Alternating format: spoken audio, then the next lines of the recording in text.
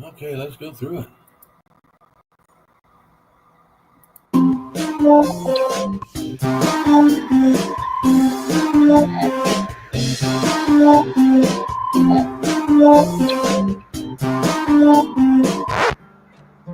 The Routiers were a typical family. They were young. Darlie was a stay at home mom and was very involved with her children, and they were just a normal family. When I went to sleep, everything was perfect. When I woke up, it's been a nightmare.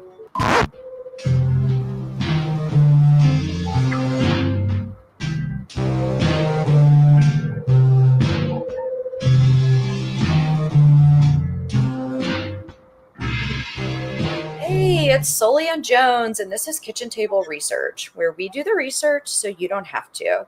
Today at KTR, we have special news. Our researcher, Johnson, who you've heard us talk about before, has decided to join us, and she's going to help present. Remember, right about this time, she was off on Reddit claiming that she was an expert on this case. This 3-part special. So Johnson's also been obsessed with true crime her whole life and has a background in writing and criminal psychology. So she's going to bring her unique opinions, and she's also amazing at doing profiles. So we're really happy to have her on board. How you doing, Johnson? Are you out there? Can you hear me? Hey, Hey, how's it going? all right. I'm here. And guess what else Johnson has done for us? She's put together a website, and as soon as we have that information ready, we will definitely put it out there into the universe. But Trust me, 420. These people claim that Darla Routier is innocent. They claim that she's innocent. You can look at my YouTube channel if you'd like to, BryanSt.John, if you haven't already. I know she's 100% guilty. I'm here to make a joke out of this podcast. for now, we have put together evidentiary photos on our stories section of our Instagram page. And we are also now live on Facebook. So if you go to Facebook and search Kitchen Table Research Podcast, you can follow along with the photos as we go. If you want to reach out to us directly or leave us a message, reach out to our email. If you look at my YouTube channel, BryanSt.John, Darla Routier, you'll see the graveside birthday party, the one where she was literally dancing on the graves of her children, the one that she stood and gave an interview next to the next to the ground that her kids were buried in, and said, "Gossip is the biggest evil in the world. Any question you have for me about Darla Routier's guilt, I know she's 100% guilty. I do. Question me. Test my mind there in the chat. These are three supporters that believe that Darla Routier is innocent. I'm going through this here, and I'm going to break it down how they're guilty as fuck."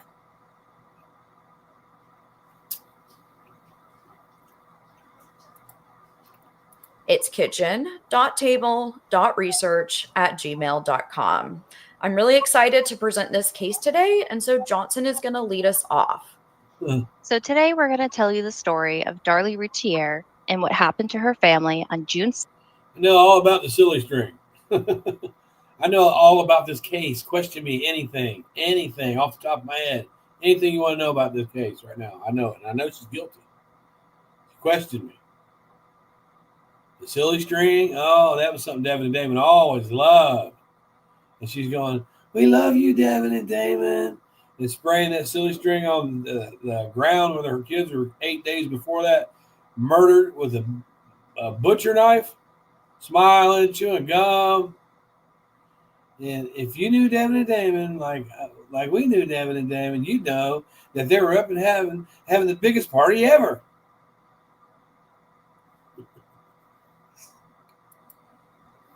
1996.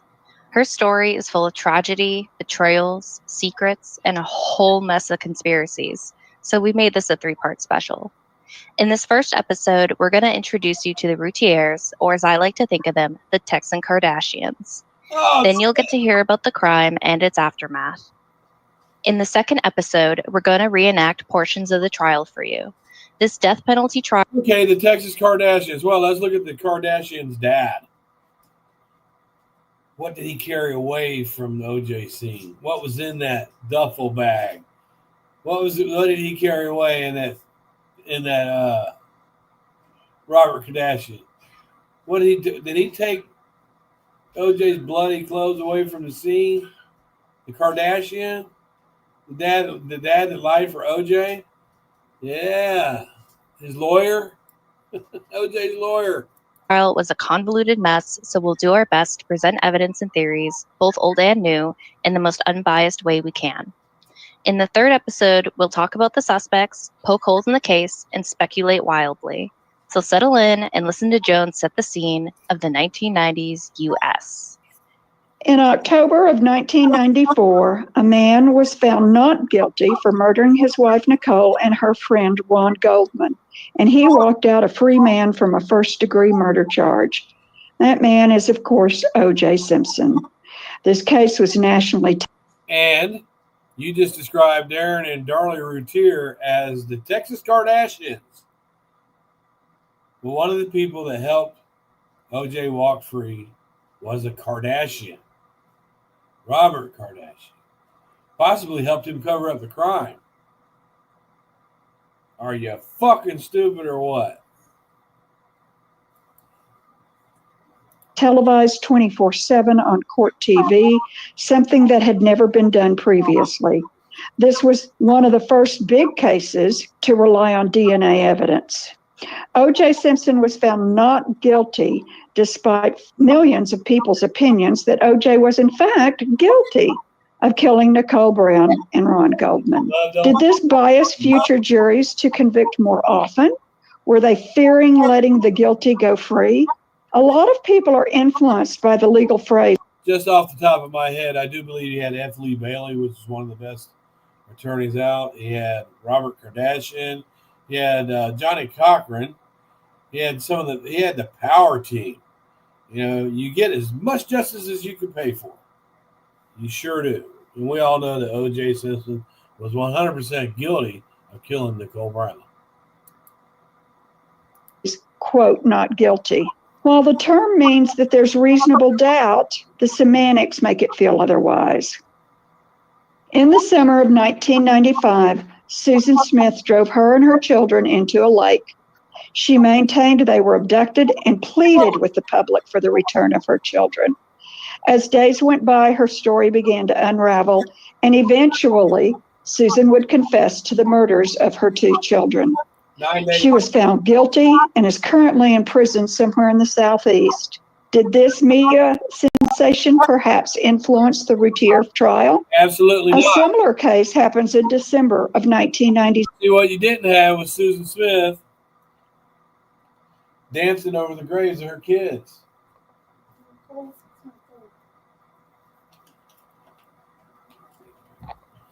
You didn't have Susan Smith doing anything like that.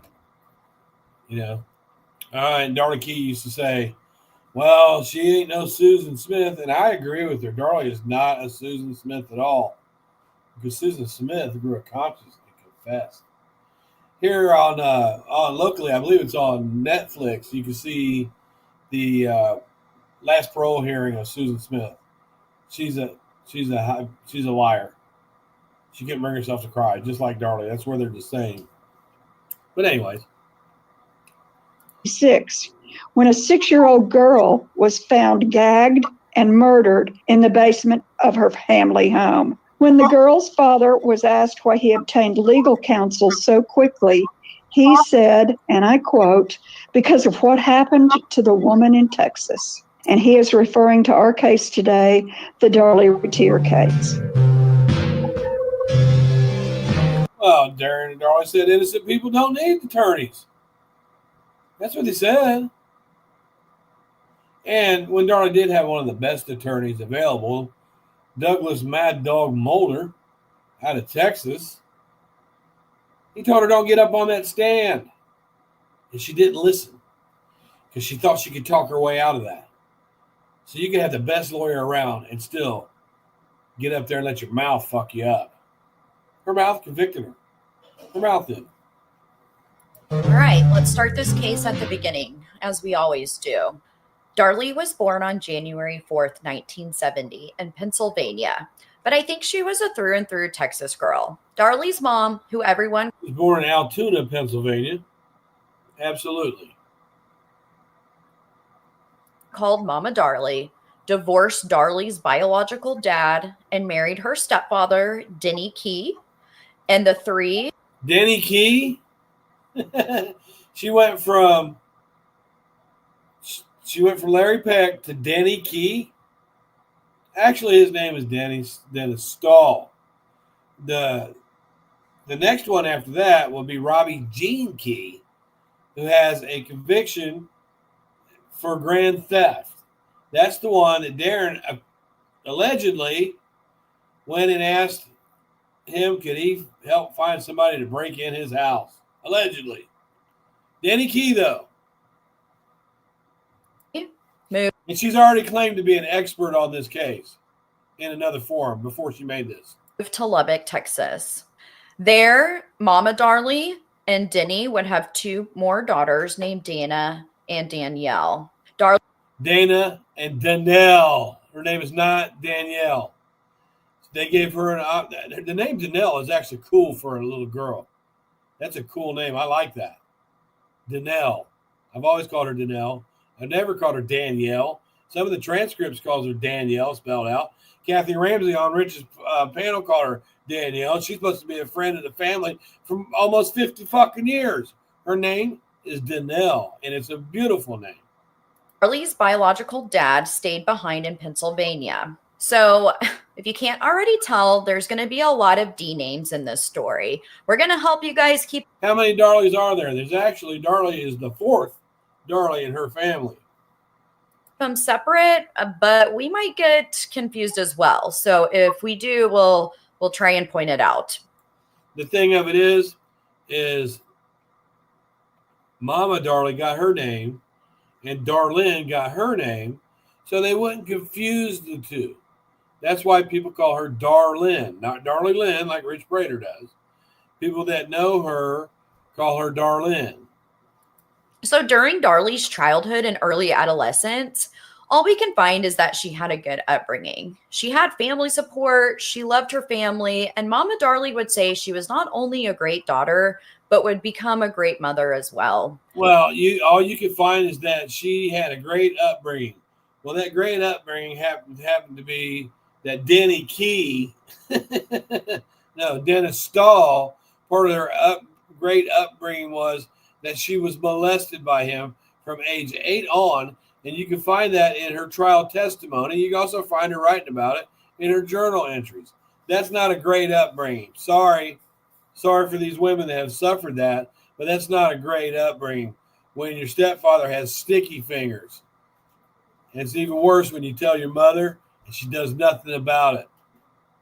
She had never been in trouble with the law, and during our research, all we can find was a speeding ticket that happened about 6 months before the crime. You didn't even find you didn't even find that. You read it in a book. Her stepfather, Denny Key, did try to touch her inappropriately as a child, we believe about once. But his name is not Denny Key, and it wasn't about once. She said it first happened from the age 8 on, the first time. Darlie said something to Mama Darlie and had an open conversation within the family. The entire family were supportive during this time, and I think Darlie and Mama Darlie got some counseling. So Darlie did not get any counseling for that. Mama Darlie did. Darlie didn't get any counseling for that, and it wasn't an open conversation, and it was a continuous thing because she said the first time that it happened. And when I argued with Danelle about it, she said it never happened at all. She said she didn't know a thing about it. It never happened at all. He is not a molester, is exactly what she wrote. We don't want to minimize this part of her childhood. September 15th, 1995, Darlie writes in her journal, quote, "I don't understand why Denny did it to me what he did. So it's very hard to try and forgive him.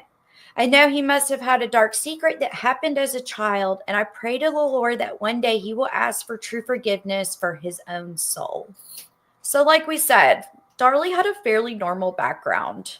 That's not a fairly normal background when your stepfather's got sticky fingers and you tell your mom she don't do a damn thing about it. He should have been arrested for that. He should have been held accountable for that punishable by law. But instead, Mama Darlie sleeps with him a couple more times and produces a couple more little brats that Darlie's got to watch. Darlie's a normal, happy, and healthy person. There's nothing in her background that points to a woman who would later go on to commit this heinous crime. On our Robert O'Hare psychopathy test, which our listeners have heard us talk about before, Darlie has a lower score than two of us out of. It's depending on the input that you put in. Darlie would have to take that test herself and write down her own answers for it to be an accurate score. You're doing the test for her. The three. So you want to guess who those two people are? At any rate, I need to go post our Robert O'Hare psychopathy to our Instagram. That way you guys can look at it and you guys can use the scale as well. Okay, let's go back to the story. So the Key family is now living in Lubbock. The town of Lubbock houses Texas Tech University.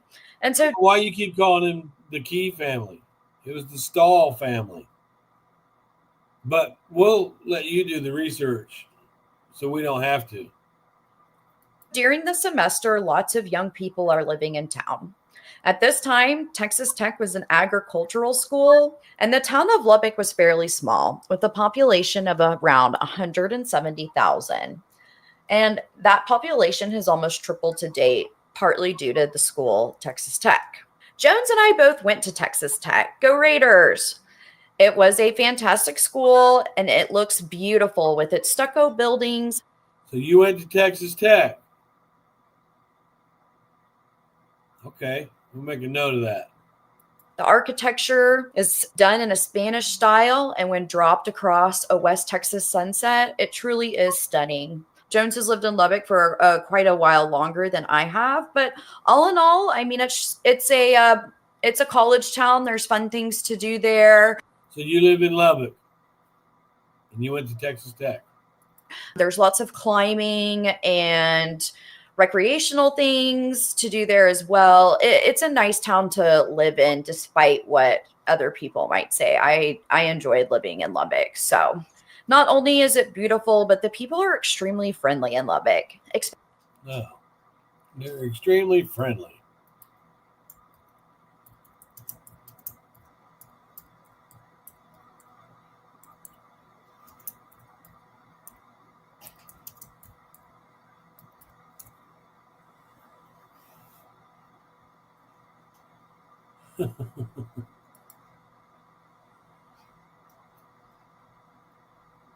Well, actually, Cindy, she's getting it wrong. She's calling him Dennis Key when his name is actually Dennis Stahl, and that's Danelle's dad. She's getting that wrong there. I mean, it didn't take her 30 seconds into the podcast to get something wrong. And then she, as somebody that suffered sexual abuse from her own stepfather, she just kind of bypasses the sexual abuse that Darlie suffered from hers. But let's listen to more. Especially when you're a person like Darlie. She wore short shorts and had a head full of bleach blonde hair. Darlie spent her early and teen years here, attending Monterey High School. At 15, Mama Darlie introduced her to 18-year-old Darren Routier. Darren was tall, played football, which is a big thing in Texas, and he was a hard, motivated worker. But he was also kind of nerdy, and the blonde bombshell that was Darlie stole his heart. He doted on her. Darlie didn't really start the blonde stuff until she was 18. She's actually had dark hair. She's actually dark hair. Loved to show her off. Darlie at the time is described as sweet, thoughtful. She's a giving person. Ew. She always loved animals, babies, her family. Darren proposed to her on a ski lift in Purgatory, Colorado. And when she turned 18, with both sets of parents' full support and love, they got married. And I will say it's a little ironic that they get married in Purgatory. It'll make sense a little later. Yeah, well, After it would be ironic, except for they got married at Cerilda and Lenny's house. They didn't get married there. He proposed to her there. The Routiers get married, they moved to Dallas. They were making pretty good money at their job. Actually, they moved. First, they lived in Garland on Cha-Cha Street. And then they both worked for Complex. Darlie fell down on the job and couldn't work any longer. But Darren decided to veer off from Complex, and he started doing the little computer testing stuff at home. And he was able to make from the apartment, he was able to make a nice profit and buy a house over on Bond Street in Rowlett. Well, Rockwall. You know, you can say Rowlett or Rockwall. It's close. It's right on the border. It's actually right behind Rest Haven, where their sons would end up being buried together. In the computer hardware business. They both worked for a company called Qplex. Complex. Darren attends tech training school, and in his free time has started their own business in their apartment called Testneck. A friend that had worked with them at Qplex named Barbara Jovel, who will appear several times in this story, comes over to Testneck with them when they open the business. They moved their business into a building in 1992. Barbara met Darlie when she was about 16 or 17 while she was engaged to Darren, and she was actually Darlie's maid of honor. So at one time they were really close. When they open that business or when they open that building, they hire one of, and in his free time has started their own business in their apartment called Testneck. A friend that had worked with them at Qplex named Barbara Jovel, who will appear several times in this story, comes over to Testneck with them when they open the business. They moved their business into a building in 1992. Barbara met Darlie when she was about 16 or 17 while she was engaged to Darren, and she was actually Darlie's maid of honor. So at one time they were really close. When they opened that business, they were really close all the way up into the end, because Barb Jovel can be seen in the Silly String video. If you look off, just a little bit off to the right, Barbara Jovel is the woman that is holding Drake's arms up. They were close up until that day, at least. They had no problems up until that day. They didn't really start having a problem until Barbara sat on the stand against her. Then all of a sudden, Barbara became a drug addict. Mentally ill, in and out of psych units, blah, blah, blah, blah, blah. In that building, they hire one of Darlie's sisters, Dana, along with Barbara. Dana worked there, and she stayed in Darlie's house because Dana and Darlie Key did not get along. Dana had a history of beating the hell out of Danelle. There's 2 police reports about that. You know, one time they got into the fight over the dog domain, but there's 2 police. And one time, you know, Mama Darlie beat the hell out of Dana, and the police got called. I mean, you know, that's a normal upbringing to me. I mean, my mom beat the hell out of me several times, right? But during the time of the crime, they're not as friendly as they once were. We believe. Why not? What makes you say that? Because they trusted her with Drake during the Silly String party. Barbara had gotten jealous that she did not make more money or was not given more percentage of the company that Darlie and Darren had opened. Barbara never said that. Barbara was concerned with the children, but she never said anything about the money. And as we stated, she's not going to testify the same character witness that all of the other Routier friends testified to at Darlie's defense. At Testneck, Darlie works helping with administrative work like bookkeeping, and she has happy memories of her and Darren sitting in their small apartment, drilling holes and crimping wires while she was pregnant. After the Routier's Jamaican honeymoon, Darlie gives birth to her first child, Devin, just 9 months after saying I do. Then she quickly gets pregnant again and delivers their second child, Damon, shortly after moving into their home that they had built in Rowlett, Texas in 1993. At this time, Rowlett had a population of about 45,000 and was considered a safe community where lots of young families chose to raise their children. It's close to Lake Ray Hubbard. It's an upscale eastern suburb of Dallas, and their house on Eagle Drive had a fountain in the front. It's a beautiful home, and Darlie enjoyed being a homemaker. They had made it. They had a boat, a Jaguar, a spa, and as we find out, $16,000 of Armani drapes hanging in their living room. They were not $16,000. They were $12,000, and I don't believe they were Armani's at all. Those drapes stay with the house, and the people that own it now, those drapes still hang there.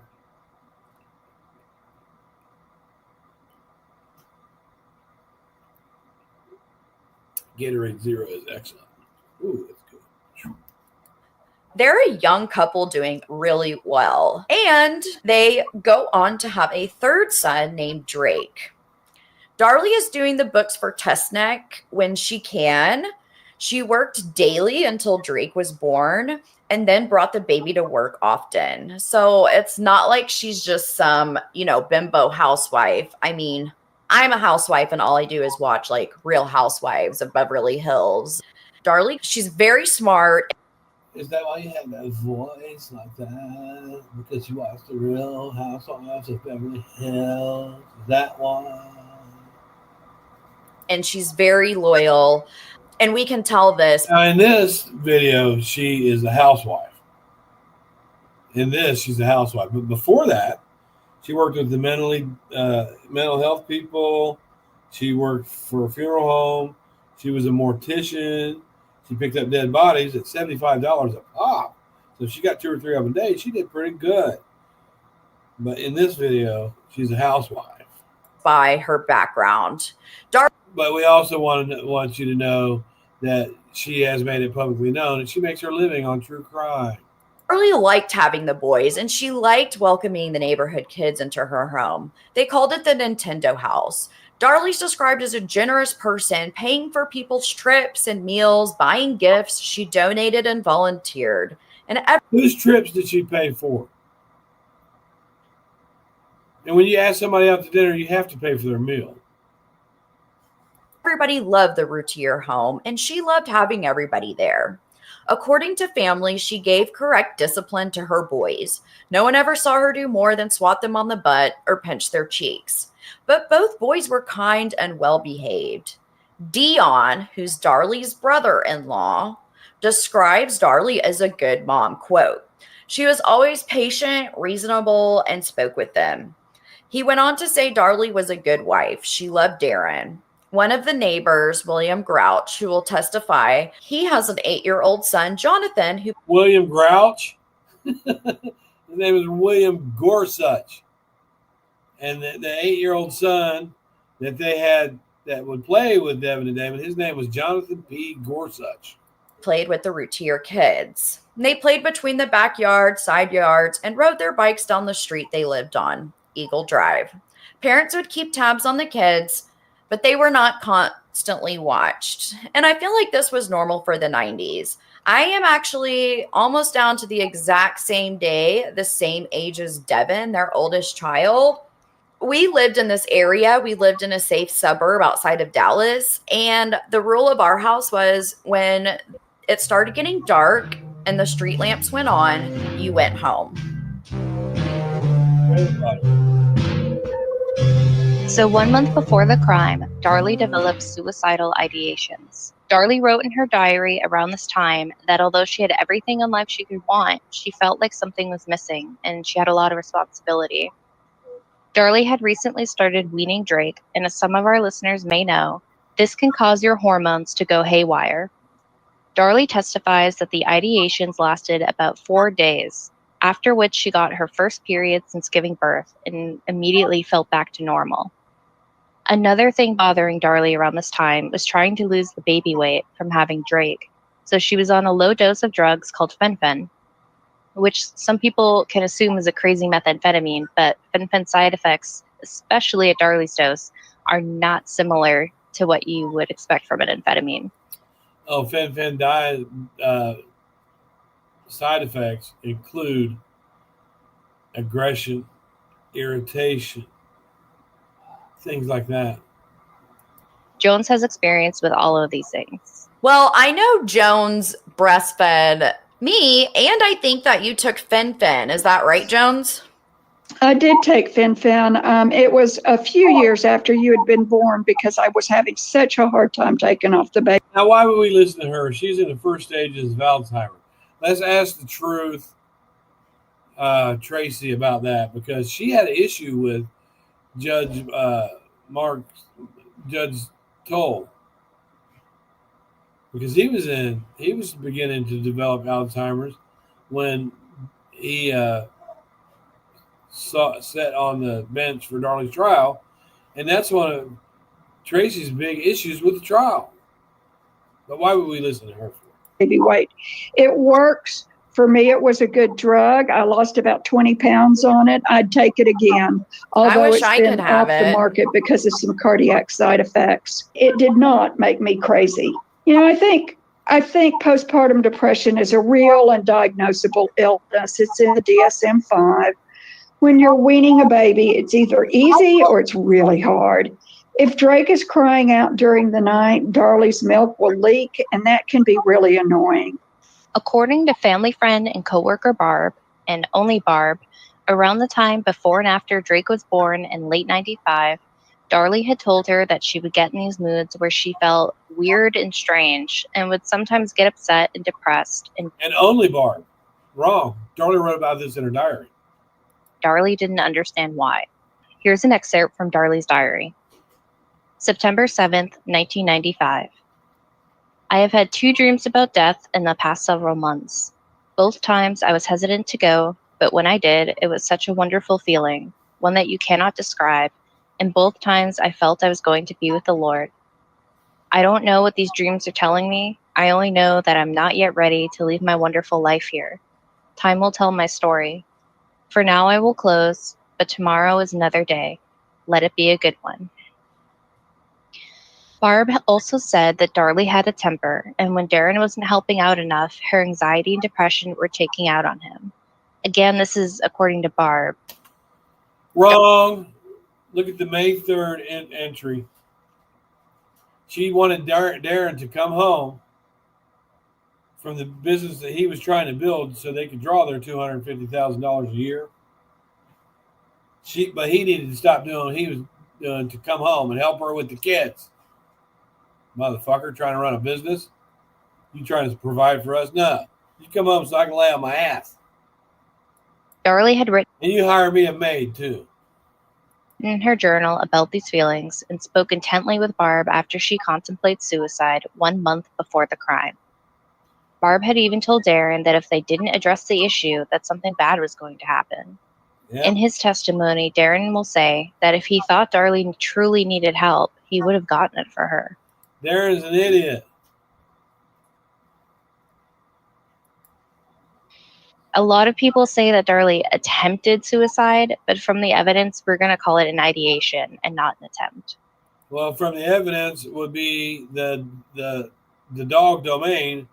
Actually, the pill wrappers, the pills that were still in the wrapper, he dragged them from out under the bed. She had the pills in her hand at one point. She wanted to stop and write. She had contemplated and wrote about her feelings and expressed them to Darren, but she never took actual steps to attempt. She had thought about taking over-the-counter sleeping pills, but she never actually did, and she called her husband immediately. She called him to tell him to come home and help with the kids. This is what a psychologist, who will later testify in Darlie's behalf, describes as a cry for help to Darren.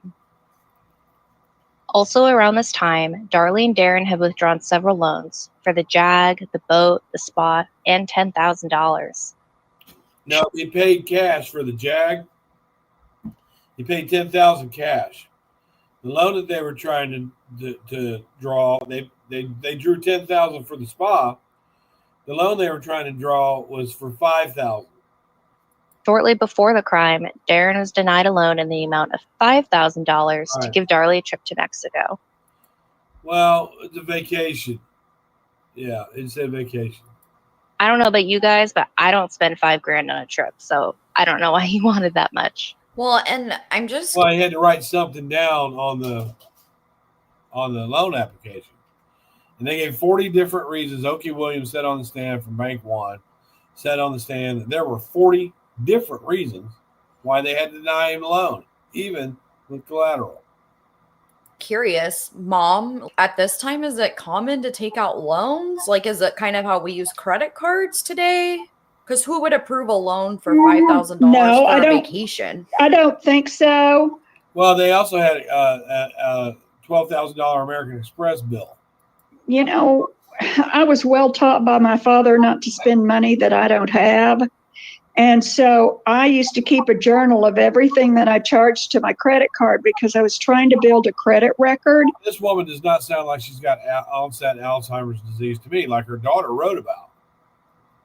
Right? She sounds perfectly normal and sane to me. And so I think because their business was up and down, they would use these loans to go from a lull back to a high, pay the loan back, life would be good, then it'd drop again, they'd get another loan. So it's I kind think of it like was using kind a of an credit up and card. down seesaw thing. But yeah, it's like using a credit card, but they're having to go in and speak to a loan officer every time. Like that's, I don't know. That's, again, like you said, I was taught to not spend money I don't have. So Well, I've seen your credit card bill. I don't. That's why you have a $20,000 pair of glasses that you wrote about. You have a $20,000 pair of glasses, but you had to pay out of pocket for your physical ailments, right? But you had a $20,000 pair of glasses. Believe that. oh, burn. So during the 2 months before the crime, someone is calling the Routiers at home. Darlie would answer, speaking into silence on the other end until she finally hung up. Hi, blind guy. This happened a lot. While unusual, Darlie assumed it was neighborhood kids playing pranks. But considering what happens in June, this sends a shiver down my spine. In the weeks leading up to the crime, neighbors and family friends had noticed an unfamiliar black car in the neighborhood.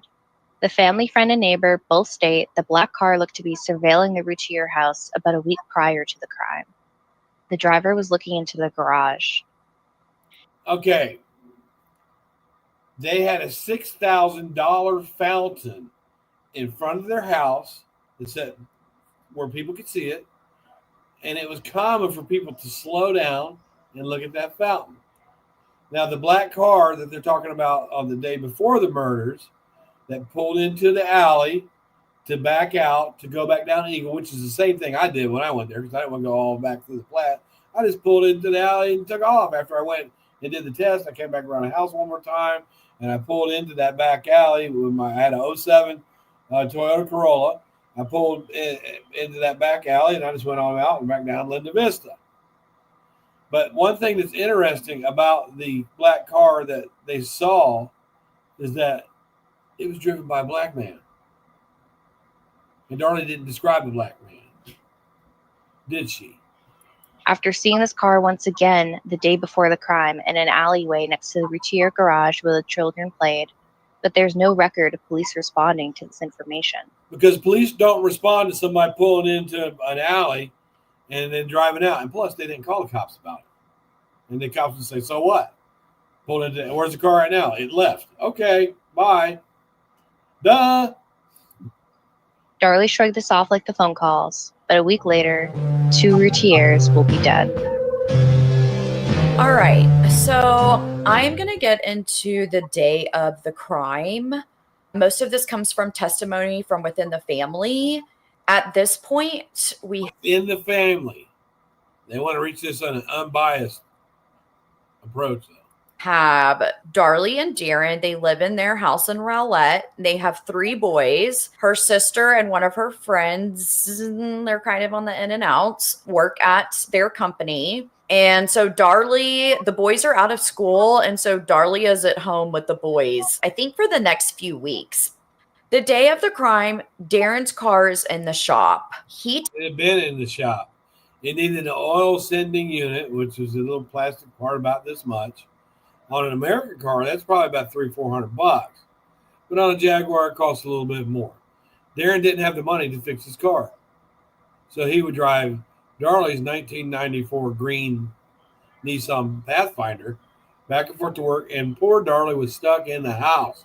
She couldn't go spend money left and right. How frustrating could that be? Takes Darley's Pathfinder to work.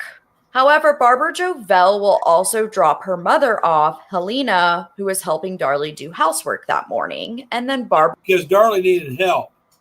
She was a doting mother. It was a Nintendo house. And she always liked having kids over. But by God, I need somebody else to help me clean up this shit. Because I just want to lay around and give out Zimas to the neighbors and give out bags of marijuana to Renee Stanley. Yeah, a child in the neighborhood. But Jenna, it was the 90s. Would go on to work. Helena, who will testify to, well, a lot, is going to be the colloquial Karen in this story. She's a Karen, huh?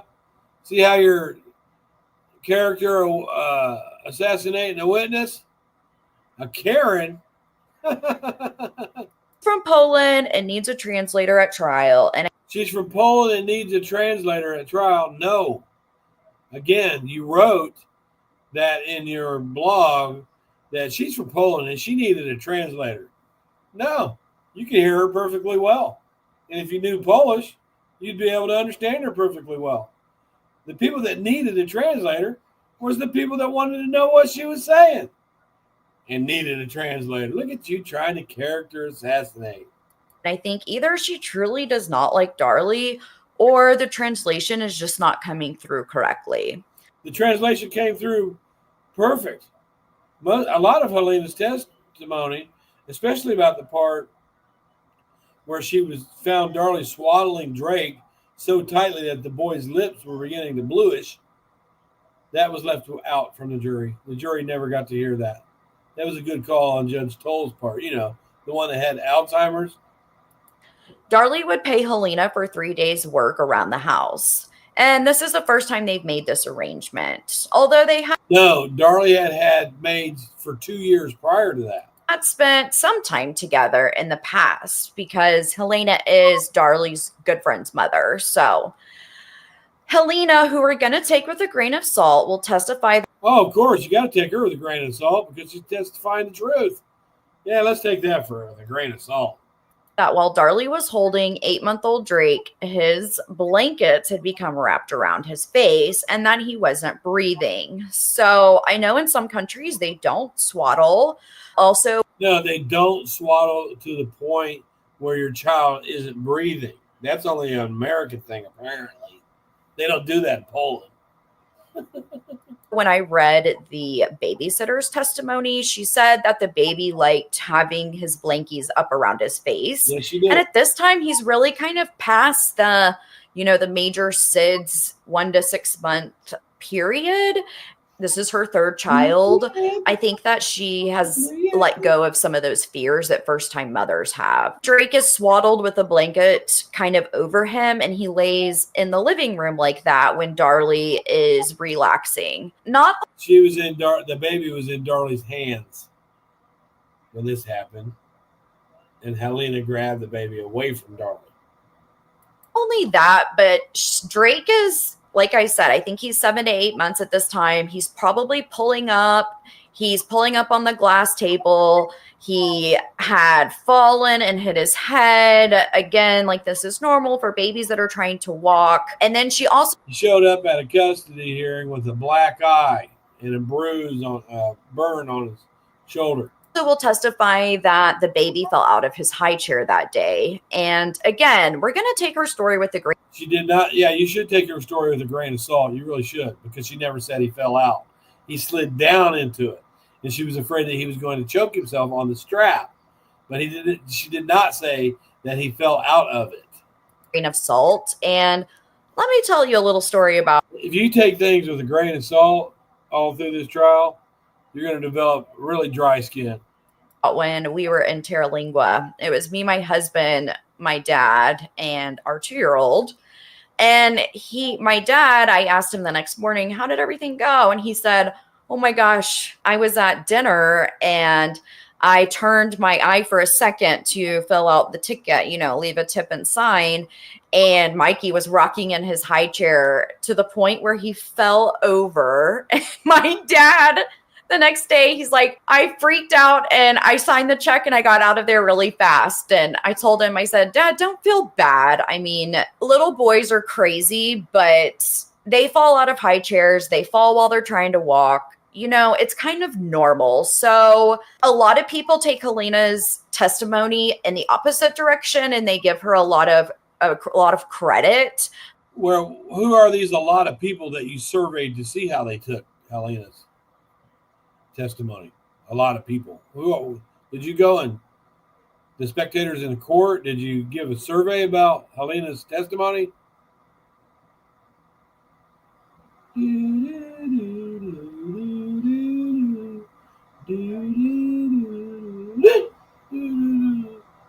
I'll take no, I didn't for 2,000, Alex. However, being the mother of a boy, I kind of understand that a lot of this is fairly normal. Doesn't your little boy still sleep in the same bed with you and you made a pit for him to sleep in? Because you wrote about that. Let's go on. After the boys eat lunch, they go outside to play. Barbara had arrived back to the house by herself around 5:15. She opens a beer, but her mother is ready to leave. Helena also says Darlie was This is straight out of the book. Why don't you read off the rest of that book? pacing, according to her. But in Darren's testimony, Darren says that Darlie was just putting all the laundry away that her and Helena had done that day. No, Helena testified that she did the laundry and that it was sitting on the counter ready to be put away. Helena states Darlie leaves the vacuum between the wine rack and the pantry, and she testifies to this, where this vacuum is, because this will be important later. Darlie had dinner cooking. She had a chicken soup. And so the two women go ahead and leave, Barbara and her mom, Helena. It was a large dinner, according to Darlie Key. She had just got done preparing a large dinner for her family of chicken soup. Barbara says when they got in the car, they saw a black sports car on the street and someone got in and sped off. No. Barbara is the one who said that the car pulled up in the back alley. Karen Neal is the one who said that she saw the car sitting in front of her mailboxes, and when she went out, the car sped off. No, he's a wrong loser. And Helena, this is the police report that you heard Johnson talk about earlier. Darlie's sister Dana had ridden home with Darren from work that day, and they arrived back at the house around 5:30, kind of passing Barb and Helena as they go. So at this time, well, you can tell that a supporter is getting ready to slant something when they say, well, you got to take it with a grain of salt.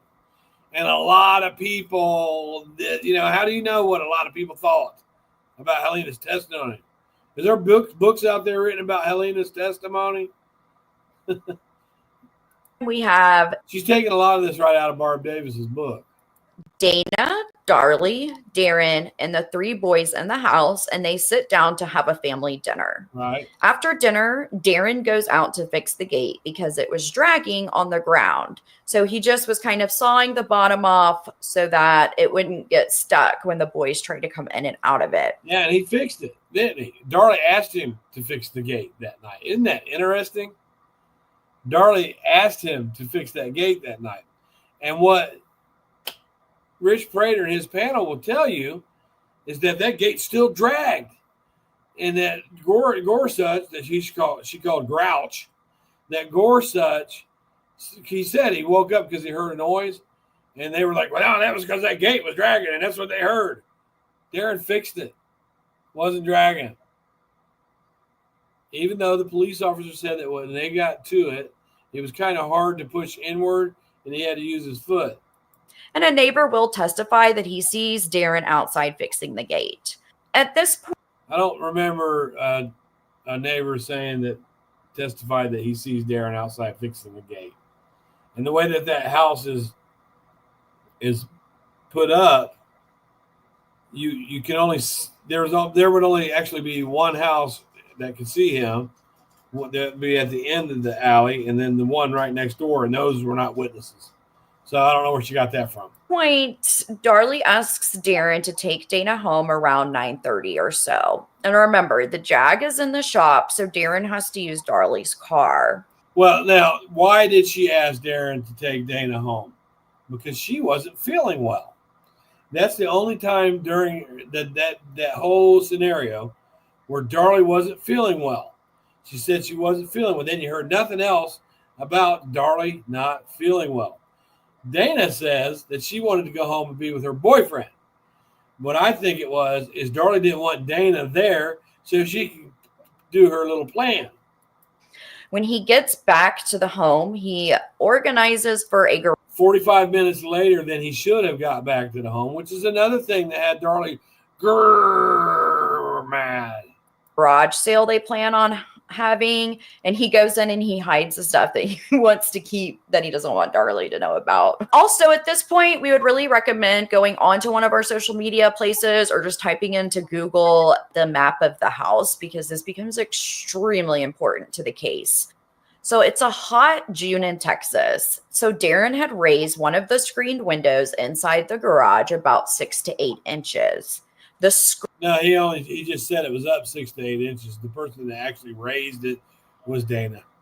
Dana was out there smoking, and she would ash her cigarette out. Darren didn't say anything about raising it. He just said it was up 6 to 8 inches. Screen is properly attached.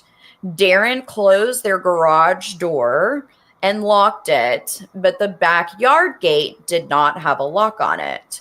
The door between the garage and the laundry room was not locked, but the back sliding glass door, the front door, and all the windows except the one that Darren had cracked open are locked. Darren did not crack that window open. You hear Dana say that she sat in that window on top of that cat litter, and she would sit there and smoke. Dana opened it. Locked in the home. They had a security alarm that, however, they didn't have it set because it kept going off and waking up the baby. Yeah, it's because they just had some stuff happen in Rowlett. So why would you turn on your security alarm? So they weren't using it at the time. Their full-blooded Persian cat is in his kennel in the family room. So at this time, the Routiers are also breeding Persian cats. And they were talking about breeding domain out in the backyard. Granted, they may have tried to do the cat at some point, but what they talked about in the book was that they were breeding domain. They studied him out. So this is the kennel that you'll see in photographs later, but their full-blooded Persian cat is in his kennel in the family room, and Darlie and the boys are laying down there. And Damon is playing with a kitten, and they're all watching TV. When Darren comes inside, Drake is on Darlie's chest, so he takes the baby to feed him and put him to sleep in his crib upstairs. He also grabs a pillow and blanket from the primary bedroom that they sleep in, and he gives her pillow and blanket on the couch. They have a conversation. On the couch. Gives her blanket and pillow on the couch. Her voice is fucking annoying. And then he heads to bed around 1:30 a.m. An hour later, a 911 call is made. So we want to just talk about the boys really quick. The oldest child, Devin Rush. Well, the thing of it is they're taking select parts out of Precious Angels, and because Precious Angels is a damning book, especially I've got a little bit up on my YouTube channel. I'm waiting to hear back from Onyx Publishing so I can have the right to read it online without getting a copyright. With Barb Davis being dead, I have to go through Onyx Publishing. And it's been about 5 days since I've asked for it, but I did read the epilogue out on my channel, and it talks about some stuff. But in the author's note, she goes through the timeline. She knows that Darlie killed those babies in that book, and they're cherry picking the book. Was born in June 1989. He was described as a jokester, funny. He loved his dad and their matching jewelry. He loved water and could swim from birth, and he loved music, especially Gangster's Paradise, which he loved to sing along to. He loved his younger brother. She said he loved to sing along to. Doop, doop, doop, doop. Darren said that the boys didn't even know the words to that song, that they just could feel the bump from it. But here you got these people saying that he loved to sing along to it. My mom doesn't even know what's going on in the kitchen. Body's lined in chalk. The power and the money and the power. Greg Davis he spoke that whole song off for the jury at trial. Brothers, he was calm, sweet, polite, and smart. Devin had just finished first grade and gotten out of school for the summer when the crime occurred. The middle child, Damon Christian, was born in February of 1991. Straight out of Precious Angels. As a matter of fact,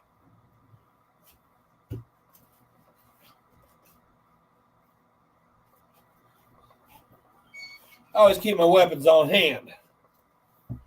But it is straight out of Precious Angels. And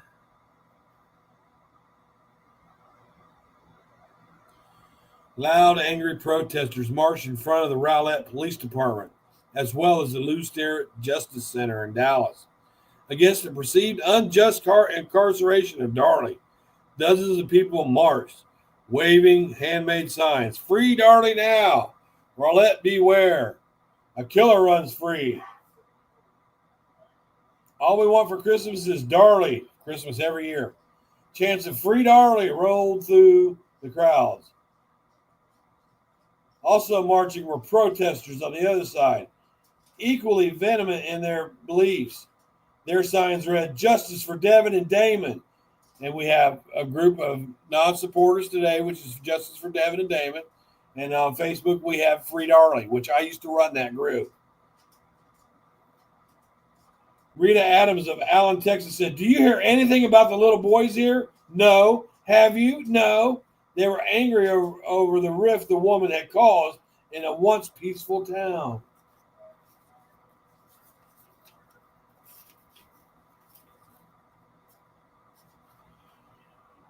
Curiously, Mama Darlie would vehemently deny she ever knew about the polygraph test.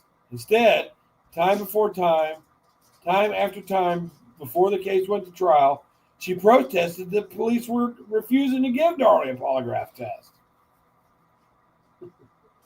The family collectively had been notified that Darlie was going to take the test, and they perked up at the announcement. This would silence any doubts at Darlie's guilt. They reasoned that if she was willing to voluntarily take a polygraph, she had to be telling the truth. Mama Darlie waited at the jail to visit with her daughter as soon as the 6-hour test was over. When the deputy escorted Darlie back to her cell, mother and daughter embraced, and Darlie began to sob. Why don't you read that part of the book?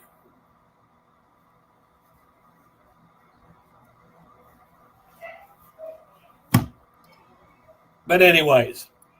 He was described as smart, but also more stubborn and moody.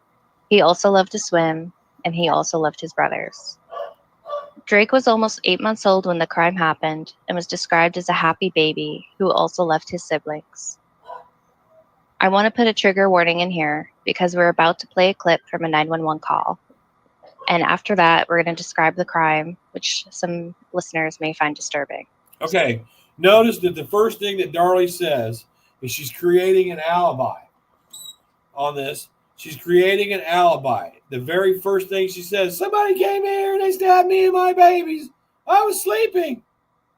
Not, get an ambulance here. My kids are hurt. So take care.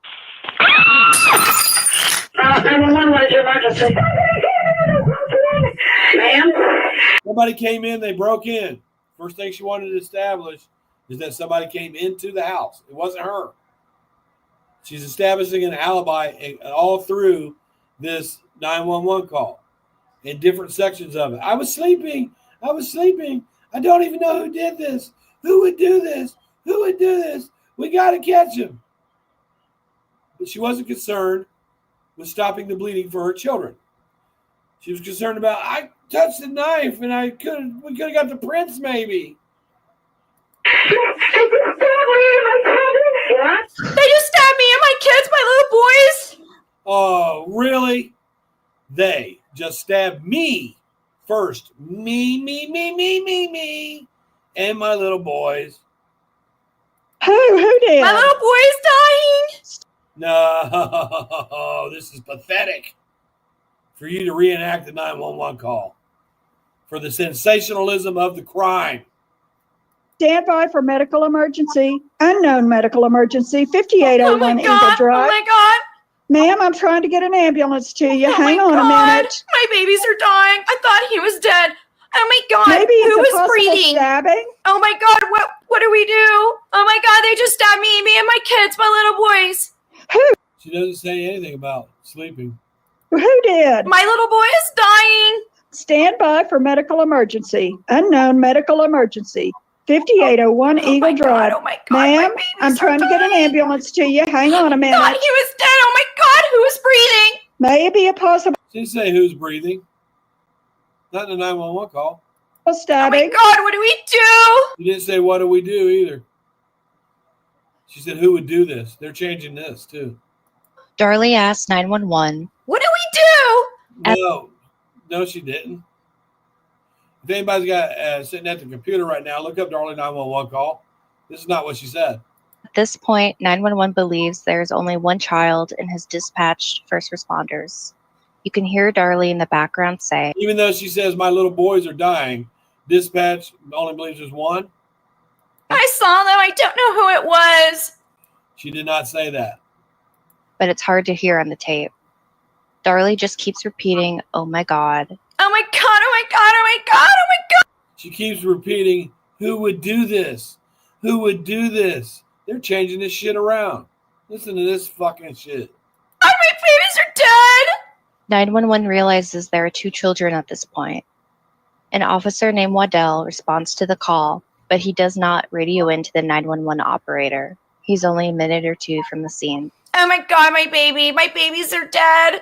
She's talking about Devin here, who took about 5 minutes to bleed out. Damon, hold on. She says her first child's been stabbed. I saw them, Darren. They're doing a reenactment of the 911 call. That's not a reenactment of the 911 call. They're leaving out who would do this. I wonder if she's going to say, somebody who intentionally come in here and did it, Darren. Oh my God, they came in here, Darren. I don't know who it was. We got to find out who. He came in here, Darren. She took that out too. This is what supporters do that support this child killer. They change everything up. Because she said, somebody who came in here and intentionally did it, Darren. And she goes, there's nothing touched. I know word for word. And this is not word for word. Who it was. You're going to have to slow down. Oh my God, I'm Calm talking down. to my Just babies. talk to me. They're dying. What's going on? Somebody came in while I Nobody said what's going on. was sleeping. Me and my little boys were sleeping downstairs. Some man came in, stabbed me, stabbed my babies. Stab me. Stab my babies. I was sleeping. Stab me. Stab my babies. woke up. I was fine.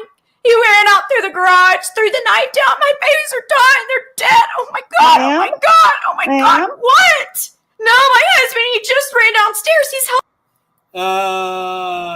Now it cut me off. She said, ma'am, is there anybody there with you? And she goes, no, my husband, he came down here and he's helping me. Helping you do what? You weren't down trying to take care of them kids. It stopped my media. My media won't play. Let me see if I can refurbish.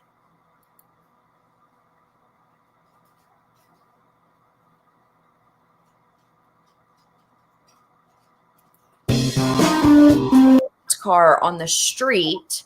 Known medical emergency. 50. Remember, it's only been about 2 minutes since the crime, and he's helping. We believe Darren is attempting CPR right now, but without luck. Please, I woke up. I was fine. He ran out through the garage, threw the knife down. My babies are dying. They're dead. Oh my God. An officer named Waddell responds to the call, but he does not radio into the 911 operator. He's only a minute or two from the scene. Oh my God, my babies are dead. She's talking about Devin here, who took about 5 minutes to bleed out. Damon, hold on. She says her first child's been stabbed. I saw them, Darren. Oh my God, they came in here, Darren. I don't know who it was. We got to find out who it was. You're going to have to slow down. Oh my God, I'm Calm talking down. to my Just babies. talk to me. They're dying. What's going on? Somebody came in while I was sleeping. Me and my While I was sleeping, little boys were sleeping downstairs. Some man came in, stabbed me, stabbed my babies. I woke up. I was fine. He ran. I woke up, I was fine. She said, I woke up, I was fighting. And then, of course, she changed it to, I woke up, I was frightening. Out through the garage, threw the knife down. My babies are dying. They're dead. Oh my God. Oh my God. Oh my God. What? No, my husband, he just ran downstairs. He's helping me, but they're dying. Oh my God, they're dead. Okay. How many little boys is it? Is it two There's boys? two of them. There's two of them. Oh my God, who would do this? I feel really bad. I think I'm dying. I only said who would do this. Here, Darlie and Darren sound like they say the word Karen, maybe asking each other if one of them should run across the street to get their neighbor who was a nurse. No, Darlie did. I had it. I talked to the supporter. It's written down. I talked to a supporter by the name of Bathsheba. Darlie, the front door was open, and she hollered, Karen, because Karen Neal lived across the street, and she was a nurse. Darren will go get Karen after Officer Waddell is on the scene. Darlie says her husband just ran downstairs. Remember, it's only been about 2 minutes since the crime, and he's helping. He's helping. He was the one that did everything. Darlie didn't do nothing but stand at the counter, applying pressure with the towel to her own wounds, and she just, here, Damon, and just dropped it on him. And it was a wet towel, they say. I believe Darren is attempting CPR right now, but without luck. And Darlie says, They're dying. They're dead. When are they going to be here? When are they going to be here? Ma'am, they're on their way. I just got to sit here forever. Darren didn't leave the house while the 911 call was on. And she just said that she did. Oh my God, who would do this? Who would do this? Ma'am, how old are your boys? 7 and 5. Oh my God, oh my God, oh my God, he's dead. here 911 asks if their names are Darlie and Darren. Yes, please hurry. God, they're taking forever. Look for a rag. The second officer named Walling is now on the scene. They killed our babies. Lay down. No, he ran out. They ran out in the garage. I was sleeping. 911 does not realize that officers Waddell and Walling are already on the scene. You know, she left out the part where after Darlie said he threw his knife down, and Doris Trammell, the 911 operator for Rowlett, said, "Oh, there's a knife. Don't touch anything." She goes, "I already touched it. I already picked it up. We could have got the prints maybe." They're leaving that out too. Scene, and Darlie is talking to them about the perp fleeing through the garage. Y'all look out in the garage. Look out in the garage. They left a knife laying on. There's a knife? There. Don't touch anything. I already touched it. I picked it up. Now Officer Waddell does not realize that Darlie is Could have gotten the prints maybe. I don't hear it yet. speaking to 911. Is there anybody out there yet?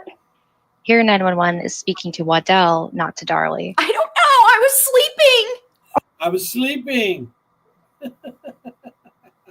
And how do you know he went out in the garage? Okay, ma'am, listen, there's a police officer at your front door. Is your front door unlocked? Darlie is now confused because officers are already inside. Yes, ma'am, but where's the ambulance? They're barely breathing. If you don't get here, they're going to be... Why did you leave that part out about her saying we could have gotten the prints maybe? Why did you leave out the over and over, who would do this? Who would do this? Why did you leave out that somebody intentionally came in here and did it, Darren? You left all that incriminating shit out. You Darlie supporting fuck. Dad, oh my God, oh my God, oh my God. Okay, just sit down. We believe the police officer is now speaking to Darlie. What about you? Oh my God, oh my God, who would do this? Why would they do this? Well, okay, Who would he be telling to sit down? Darren? Okay, sit down.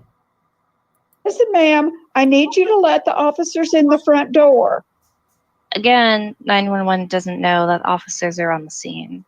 Officer Waddell tells Darlie to look for a rag, but Darlie says, They killed our babies. and he tells her to sit down because of the blood pouring out of her neck. Lay down. No, The blood wasn't pouring out of her neck. She had a rag to her neck. He didn't tell her to look for a towel. The blood was not pouring out of her neck. He told her to sit down in case there was an intruder still running around the house. She would be a safer target. She would be a low target. He ran out the garage. I was sleeping. Y'all look out in the garage. I was sleeping. Here, y'all is referring to Officers Waddell and Walling. There's a knife? Don't touch anything. I already picked it up, touched it. She's responding to 911 here, and then Waddell asks if Darlie notices if anything is They left out the part about the fingerprints so far. missing. Darlie says, Oh my God, why would they do this? Nothing's gone, Miss Routier? Why? Nobody asked her, was anything gone? Nobody asked her that. Why would he ask her, is anything gone? With two kids laying right there. Why would the police officer, why would that be a concern of his if anything was gone? There's two kids laying right there. This is such bullshit. Why would they do this? Need to let the police officers in the front door. She only asked her one time you need to let the police in. That's the third time I've heard this woman who is in the first stages of Alzheimer's, according to her daughter, say that. now it's 4 minutes into the 911 call. It's hard to tell who 911 is speaking to, who Darlie's replying to, what Waddell is saying. 911 is a little confused still if it's two boys and keeps asking Darlie to open. Oh, she's already said it was two boys. You already said they clarified that it was two boys. The front door. It's unintelligible on the tape, but 911 then asks Darlie not to touch anything once again.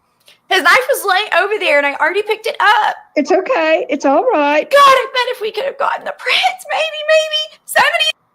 She said his knife, not my knife, not the one that I had to butcher my kids with, but his knife was laying over there. Intentionally walked in here and did it, There you Darren. go. There's nothing touched. Okay, ma'am. There's nothing touched. Ma'am, is the police officer Yes. there? Okay, go talk to him. Nobody asked her if anything was touched. Neither the cop, neither the 911 call. She came up with that on her own. That was where her concern would be. There's nothing touched. His knife was laying over there and I already picked it up. God, I bet if we could have just gotten the prints, maybe. Somebody who did it intentionally walked in here and did it, Darren.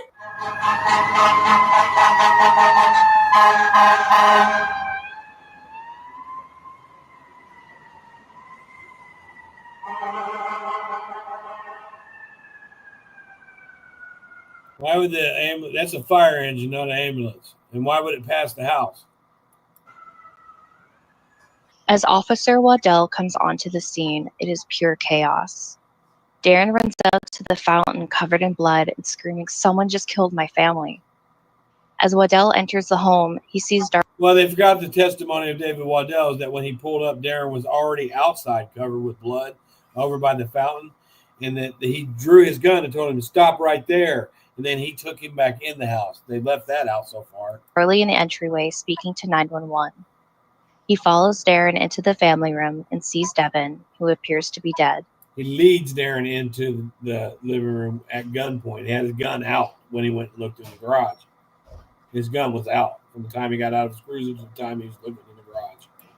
The other child, Damon, is still alive when Waddell approaches, lying between the family room and the entryway where the base of the stairs are located. He is laying face down with his little head tilted towards Darlie, clinging to life. Darlie, who doesn't know CPR, tells Damon to hold on, honey, and Damon replies, "Okay, mommy." These are his last words.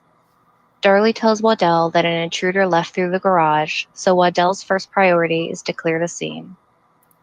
Yeah, Dana said she would sit on that. I mean, she was, it could have been a very sturdy one. The cat litter box. Her voice is unsufferable.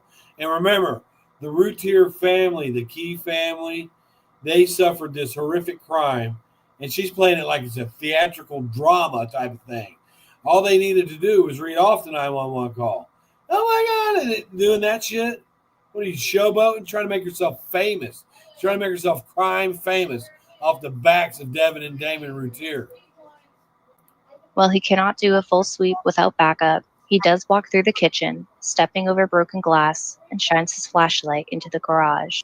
Thank you. She said stepping over broken glass. Not kicking it around all over the place, like most supporters say. He sees no one and rejoins the family, telling Darren to go get their neighbor Karen, who is a nurse. EMTs have now arrived at the Routier home. EMT Byford declares 6-year-old Devin dead, and he will be left at the scene until morning, as his body is now evidence. No, there was two different ones. Koshak went over to Devin, and Koshak is the one that declared Devin dead. Jack Colby went to Damon. He was trying to work on Damon. He flipped him over. When he flipped him over, he heard him gasp that last breath, and he scooped him up in his arms and ran him out to the ambulance. That, when I spoke to Rena Way, the juror, she said that was what really got the jurors were in tears when they heard that. Jack Colby also lost his entire career as a paramedic because he was traumatized by having to be the last one to see Damon catch his last breath. Devin had abrasions on his hands, face, back, and legs, and broken blood vessels around his neck. He was stabbed twice in his chest. They're not mentioning the two bruises that he had on the bottoms of his heels, and he also had like a cut on his thigh. And so whoever did this crime, Devin saw him and he fought back. Just like in the Shanann Watts case, there's an old saying, Bella fought back, but Devin fought back too. And we believe that Devin kicked the knife out of Darley's hand. That's why you have the knife print in the carpet. It had Darley's blood on it, actually, but her hand was bleeding all over it. But we believe he kicked it out of her hand and that she subdued him with her other hand and gave him the last one in his chest. His pulmonary artery was hit, filling his lungs with blood. When his father attempted CPR, air and blood spurted out through the holes in his chest. Devin bled out within 5 to 7 minutes, and his official cause of death was sharp force trauma and exsanguination, which means severe blood loss. Darren doesn't give CPR to Damon because he's afraid that flipping Damon onto his back will cause more damage. Actually, he felt it for a pulse on Damon, and he didn't feel a pulse. And then in the testimony, Darren would try to make everybody believe that Darley was trying to hold that chest wound together. EMT Colby goes to Damon, but when he turns him over to do CPR, he watches him take his last that's right. breath. Damon is rushed into an ambulance to begin life-saving measures and to get him out of the chaos that has ensued in the Routier home. 5-year-old Damon is declared dead on arrival at Baylor Hospital. Damon had 4 stab wounds and 2 incisions to his back and shoulders. He was able to walk and speak, but died about 10 minutes after the attack. His cause of death was also sharp force trauma and exsanguination. By the time Darren returns with Karen to the house, it has been declared a crime scene, and he cannot re-enter. EMTs give Drake to Karen, who they know personally. Darren stays with Darley as EMT Kojak attends to her injuries on the front porch of the house. Darley is wearing a blood-soaked nightshirt, and Darren asks her where her panties are. Darley doesn't know. He wanted to sniff them. Because she was wearing them when she went to sleep. How does he know what she was wearing when she went to sleep? In Barb Davis's book, she claims that Darren and Darley, after the boys went to sleep on the floor, that they took that perfect opportunity to sneak out into the spa and have a little naked time right there, and that they came back in and the boys were still asleep, and that Darren ran upstairs and got some of the sex toys that they had, and that they had sex right there on that couch. That's what Barb Davis claims. I don't believe that. I don't believe that. And I know that the sex toys were found upstairs. Then loaded into an ambulance and also taken to the Baylor Hospital in Dallas. Around 4:45 a.m., Darley is taken to surgery. We'll get technical with her injuries in episode 2, but for now we're going to just use layman's terms. Her throat has been slashed. She had a stab wound to her right forearm, bruising up and down both of her arms, and blood under her fingernails. Well, no, she didn't have blood under her fingernails. They wondered why they didn't do any testing for under her fingernails. And Darlie was a chronic nail biter. And the doctor said there was no nails there for them to do that. So there was no blood under her fingernails. We all know that. All of us that have studied this case know that her fingernails weren't tested because we know why. She was wearing a locket that was embedded in the neck wound. It was not embedded in the neck wound. It was in the wound because it was in the dried blood. It was not embedded in the wound. It was sitting in the coagulated blood. Darlie is given a partial rape kit, and it's negative for semen. Partial means vaginal swabs are taken. A forensic rape exam includes bagging the hands and preserving any evidence on the body. This is not done. Well, the reason that is not done, when they did the partial rape test on her, they didn't detect any semen. They didn't detect any rips or tears in her vagina. They didn't detect any bruising. Had they done that, and it says in the report, had they detected anything, then they would have sent her to Baylor, Parkland for the full rape test. But since they didn't see that stuff, that it was left at a partial rape test. She read out what happened. She said there was no semen, none of that, no rips, tears, nothing like that. So they didn't need to give her the full test. That's all in testimony. If you're going to do a full forensic rape exam, you're taking clippers and combs to scrape any evidence from the victim onto white sheets of paper, which are saved and bagged as evidence. They can take blood and other samples, but this full rape kit was not performed on Darlie. The full rape kits are not performed at Baylor. They're performed at Parkland. And again, they gave her an initial test, right? They gave her an initial test. They didn't see any signs of it, so they didn't escalate it up further to the full test. And another thing about criminology, which I don't have a degree in anything. I'm just a fucking hillbilly. But I do know this from watching and looking at enough crime cases, is that when there is an attempted sexual assault or a sexual assault and there are children involved, the intruder or the perpetrator, one, gives verbal commands, sit down, bitch. And two, they use the children as leverage to get her to submit. They don't just kill the children right away and then try to rape them off. Anybody look that up. They use them as leverage. And even FBI profiler Alan Brantley, he said the same thing. He said they use them as leverage. But we had to notice that this intruder gave no commands to Darlie whatsoever. Even though her panties are missing. How do we know her panties are missing? She's wearing a long Victoria's Secrets nightgown. Why would she even wear panties? We talked about what a hot June night it was. I mean, she can run around without any panties on and nobody see anything and be comfortable. So how do we even know she wore panties? How do we not know that they said their panties were missing to sensationalize it? She also states that she had felt pressure in her pelvic area. Darlie's given a tox screen, which found only fen-phen in her system.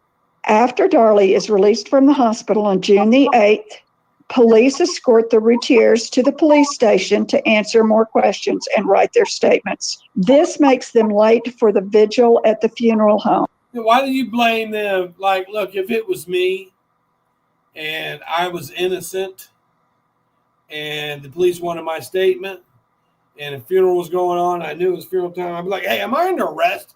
Are you going to arrest me? Because I'm going to that fucking funeral. Are you going to arrest me? The police didn't make them late. They chose to sit there and do that. Because if they would have demanded that they could go and then deal with this after the funeral, the police sure would have let them go. Because that's what I'd say. Am I under arrest? Bye. I'm going to the funeral. That's what's more important to me right now. Darlie's mom had bought her a black short-sleeve dress. Darlie wanted a long-sleeve dress to cover up the bruises, but that's not what Mama Key bought. The attendees witnessed Darlie's extensive bruising. The funeral director leads Darlie. Where does it say that the attendees? Where does it say the attendees saw that? I've never seen that anywhere. Could you post that somewhere? Because I've never seen that. Darlie and Darren didn't even say that in Barb's book. Into the chapter. It makes me wonder if they're actually looking at Hush Little Babies, Don Davis's book, And at the end of that book, he thanks Darlie Key and Darren and all them. He thanks the whole family. Or maybe it's a combination of both of them. Funeral director leads Darlie and Darren into the chapel first to view the boys' bodies, and Darlie's wails are heard by other visitors awaiting the viewing. The vigil was held that late afternoon, and the boys' bodies were buried the next morning. Darren placed a pocket knife in the casket that the boys shared, and they were buried holding hands. Okay, I'm sorry. Go ahead, Jones. That following weekend, on June 14th, Darlie and Darren had a prayer service held at the gravesite where a pastor officiated and friends and family came to mourn the death of the boys. That graveside service was recorded. A microphone from Rowlett PD was placed in a bush near the grave. Placed in an urn. And the attendees and the pastor testified that Darlie was upset and cried throughout the prayer service. Okay, so if they testified to that, why didn't the defense not allow that tape, which was 14 hours, actually? It even had, on that tape, it's said to have showed the groundskeeper of the cemetery watering the grass. Devin had wanted nothing more in the world than to be 7 years old, and he asked Darlie every day if he was 7 yet. So his Aunt Dana suggested celebrating his birthday at the graveside. No, she didn't. His Aunt Dana didn't have nothing to do with that. Actually, they already had passed out before the murders. They had already passed out the invitations for the kids to come to the party. And instead of not have the party at 1089 Armstrong Avenue in Plano, they just decided to tell them to come to the gravesite. Dana had nothing to do with that part of it. Family changed into more casual clothing and returned to the site of the grave to celebrate. Oh, no. The video that we see of the memorial, Darlie is wearing the classic. She's wearing cut off shirts and a pair of blue jeans. The same thing she got arrested in. It's not the same shirt, but it looks like the same jeans. A 7-year-old's birthday. It was Dana's idea to use silly string since Devin loved it and play. You know how they want to make it, they want to push it off even on Dana. They say, well, it was Dana's idea. It was Dana's idea. It was Dana's idea, but it was Darlie's fucking finger that sprayed it. Darlie could have said, no, that's inappropriate. I'm not doing that. Don't blame that shit on Dana. No wonder she don't go to see her. No wonder that she don't come in these groups and stick up for her sister. No wonder. Gangster's Paradise by Coolio, which was one of Devin's favorite songs to dance to. The Routiers had called the media to film the birthday party. They also, the Routiers, promised them an exclusive interview at the graveside if they would pay for hotel accommodations for the family coming in from Altoona, which they did. So right off the rip, it's like, what can we get out of this? Money, money, money, money. Thinking it would help kids in the neighborhood feel safer. On this news footage, you can see Darlie spraying silly string and smacking gum. Mama Darlie had given Darlie gum because her mouth was dry, which was probably due to her crying or side effect of the high-dose antidepressants she. Well, Rich said on Zav Girl, the clip that I've got up, that the reason that Mama Darlie gave her gum is because her mouth was all cut up. The last thing you want when your mouth is all cut up is to be chewing on anything. Use your brain. Been on since the murders. Barbara Jovell went to the birthday celebration, but not the prayer service. The prosecution states that she is Darlie's best friend, which is simply not true. It is true. She was the matron of honor at her wedding. Why are you saying that's not true? She helped Darren. She worked at Cuplex for 14 years before Darren got there. She helped Darren learn how to do that stuff. That's why she went to Test Neck with them. Yeah, she was her best friend. In Darlie's will that was found in the other room with the wedding dress, the cat's funeral stuff, Devin and Damon's birth certificate, stuff like that. In that will, Darlie had left Beja $10,000, and she had left her daughter Tammy $10,000. So you don't tell me that it simply wasn't true. But then again, you have onset Alzheimer's, so. Darlie, Darren, and Barbara had a bit of a falling out because Barbara thought she should be earning more hourly. Nope, there was no falling out. Nope. There's nowhere written, no testimony, no evidence of a falling out. As a matter of fact, Darren said to Darlie, because the money wasn't coming in, he paid her. And he said, well, you're the only one getting paid because I sure am not. Wage or be sharing in the profits. And during testimony, Barbara states Darlie was crying fake tears, acting for the camera, and only I don't think that Barb said that in testimony. I'm going to go back and look, and if that's the truth, I don't think she said that. And I'll clip this and then I'll put it back. holding pictures of the boys when she was being filmed. She said Darlie was putting on quite the show. Actually, Darlie's best friend is Melanie Waite, who will testify for the defense during the trial. 4 days. Well, Melanie Waite wasn't listed in the will. Basia was. Bacha. Days later, Darlie would be arrested on 2 counts of murder. At approximately 10:20 p.m. this evening, investigators from the Rowlett Police Department arrested Darlie Routier. We believe that the white male suspect described by Darlie Routier as the man that attacked her and murdered her children never existed. We also believe that the wounds present on Darlie Routier were self-inflicted. I swear I did not murder my children. I swear.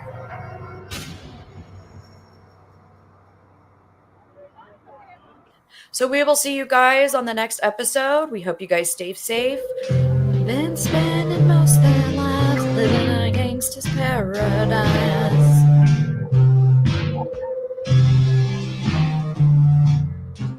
She's going to give a verse of Gangster's Paradise off real quick. How inappropriate is this non-couth ass thought woman?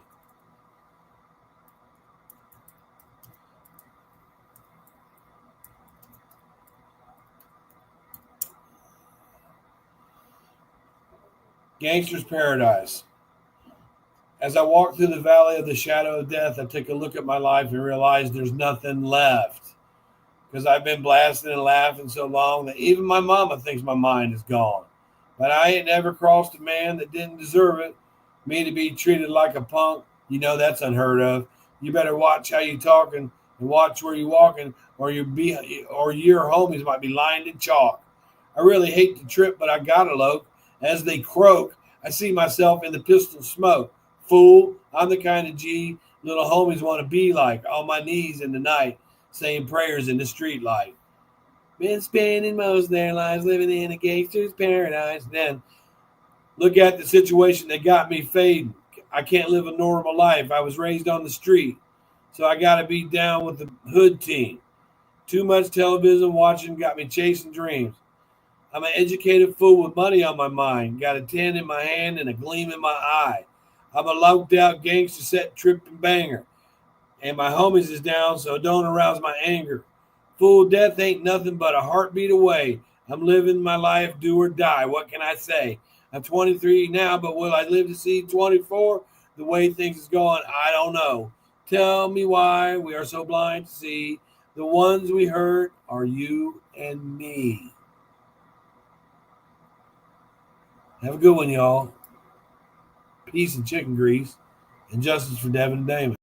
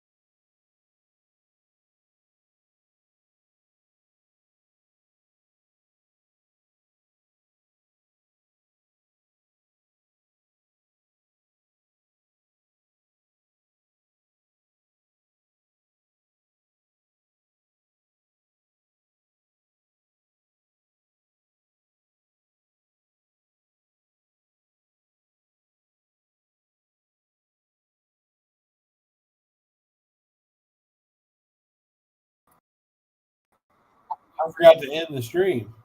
Peace and chicken grease, y'all. And justice for Devin.